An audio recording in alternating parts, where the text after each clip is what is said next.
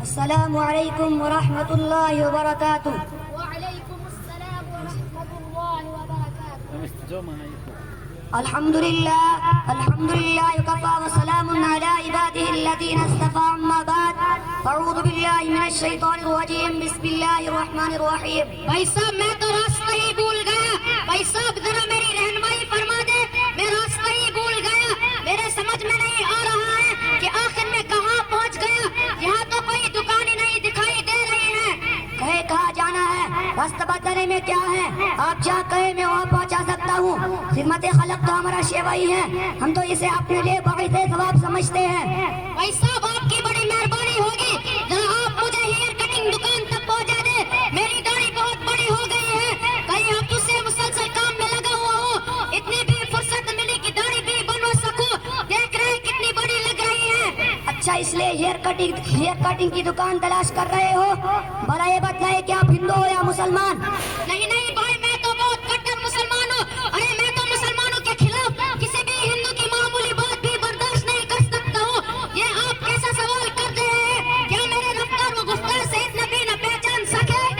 اللہ اکبر. مسلمان اور داڑھی منڈائے ڈوب مرنے کا مقام ہے. سچ وہ زمانہ آ گیا جس کے بارے میں رسول صلی اللہ علیہ وسلم نے پیشن گوئی فرمائی تھی کہ ایک زمانہ آئے گا جب لوگ اس قدر برائیوں میں مبتلا ہو جائیں گے انبیاء کی سنتوں سے بھی اعراض کرنے لگیں گے اور گناہ و ثواب کے امتیاز کو بیٹھیں گے. آج زمانہ ہماری نگاہوں کے سامنے ہے. لوگ سنت اور طریق رسول صلی اللہ علیہ وسلم سے اس قدر دوری اور بیزاری اختیار کر رہے ہیں کہ ان کے نزدیک سنت کی ذرا برابر بھی اہمیت نہیں رہ گئی. ارے بھائی میں تو سمجھ نہیں پایا کہ آخر آپ اس قدر کیوں چراغ پا ہو گئے. آخر میں نے کون سا ایسا جرم کر دیا جس کا آپ تحمل نہ کر سکے. آپ کا پیمانہ صبر لبریز ہو گئے.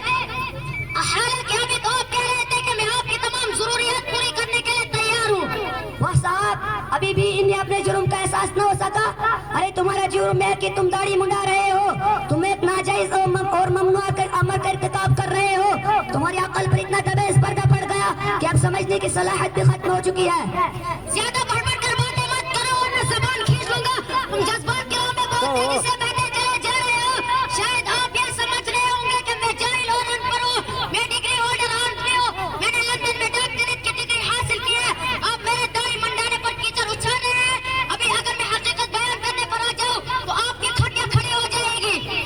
زیادہ زبان درازی اور طاقت لسانی سے کام مت لو. اگر تم معاہدے کے لیے تیار ہوں تو میں بھی تیار ہوں. اور سنو اب بھی میں اعلیٰ رسول اشہادی اعلان کرتا ہوں کہ داڑھی رکھنا واجب ہے اور اس کا منڈانا ناجائز اور حرام ہے. ارے بھائی ذرا ہوش میں رہ کر بات کیجئے. کیا آپ دیکھتے نہیں کہ 90% لوگ داڑھی کو اچھا نہیں سمجھتے. اب تو داڑھی رکھنے کا رواج رفتہ رفتہ ختم ہوتا جا رہا ہے. اس لیے کہ داڑھی کی خرابیاں روز بروز انسان کے مشاہدے میں آتی رہتی ہے. اس سے تو اچھا خاصا نوجوان بھی 70 سال کا برا معلوم ہوتا ہے. چہرے کی رونق ختم ہو جاتی ہے. خواتین نفرت کرنے لگتی ہیں. اپنے قریب نہیں ہونے دیتے ہیں. بازار اور مارکیٹوں میں لوگ چاچا اور بابا کے لقب سے نوازنے لگتے ہیں جس کا نتیجہ یہ ہوتا ہے کہ انسان خود شرمندہ ہو جاتا ہے. تم بہت بڑے بات زبان معلوم ہوتے ہو. ایسا لگتا ہے کہ امریکہ کلچر نے تمہیں اپنے جال میں پھنسا لیا.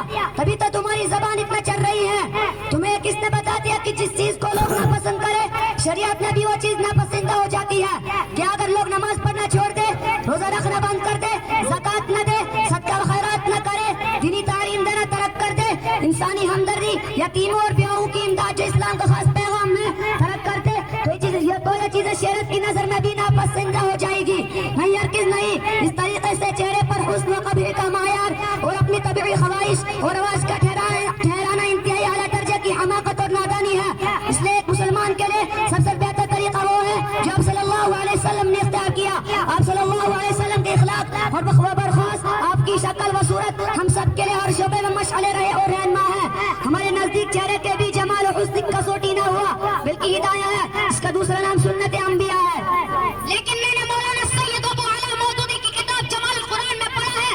وہ لکھتے ہیں میرے نزدیک داڑھی کا بڑا اور چھوٹا ہونا یکساں ہے. جناب آپ کا مودودی صاحب کی تحریر دیکھ کر اس قدر متاثر ہونا بہت ہی تعجب خیز امر ہے, کیونکہ مولانا مودودی نے ترجمان نمبر 327 میں خود اقرار کیا ہے کہ مجھے علماء کی گروہ میں شامل ہونے کا شرف حاصل نہیں ہے. مجھے علماء کی گروہ میں شامل ہونے کا ہر شرف حاصل نہیں ہے. मुझे उलमा की गिरवा में शामिल होने का शर्फ हासिल नहीं है। मैं एक बीच करा का आदमी हूँ जिसने जिद्दत और कदीम दोनों तरीके हाय तालीम में कुछ हिस्सा पाया है। दीनी तालीम उनका साफ इकरार कर रही है। भाई आप लोग आखिर इस कदर बहस क्यों कर रहे हैं? मैं तो अभी आधे घंटे से पहले आप दोनों एक जरूरी काम से जा रहा था कि आप दोनों की नोक झोंक और गर्मा गर्मी ने मुझे आगे बढ़ने नहीं दिया और बहुत देर तक खड़ा आप दोनों की बातें सुन रहा था। बहुत देर पहले आप दोनों की बातें सुन रहा था और आप पर ताज्जुब भी कर रहा था कि आखिर दाढ़ी के सिलसिले में इस कदर हद धर्मी और जिद क्यों कर रहे हैं। मैं भी हर धर्म और जिद क्यों कर रहे हैं, जबकि मैं खुद भी इस सिलसिले में कुछ मुतरद्दिद था। मगर जब आपने मौलाना साहब से दलील का मुतालबा किया और मौलाना साहब ने यह जुमला कहा कि शदायन रिसालत के लिए किसी दलील की जरूरत नहीं, इनके लिए तो सिर्फ इतनी हुज्जत काफी है कि यह अमल सरकार दो आलम सल्लल्लाहु अलैहि वसल्लम ने अंजाम दिया है। ये सुनते ही मेरे दिल से तमाम शुबुह व शुबहात दूर हो गए। मगर मुझे आप पर हैरत था कि आपके सामने सही और वाज़ेह दलाइल भी आ गए, फिर भी आप सब तस्लीम खम करने से गुरेज कर रहे हैं। मैं तो सिर्फ इतनी बात कहने के लिए आया था, वो भी मेरे दिल से रहा ना गया था। खैर मैं चलता हूँ।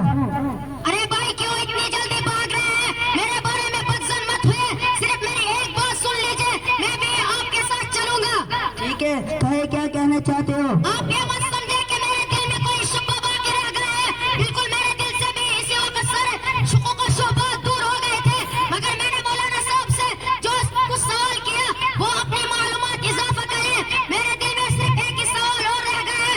मैं चाहता हूँ कि आपकी मौजूदगी में वो सवाल पेश करूँ ताकि दोनों का फायदा हो।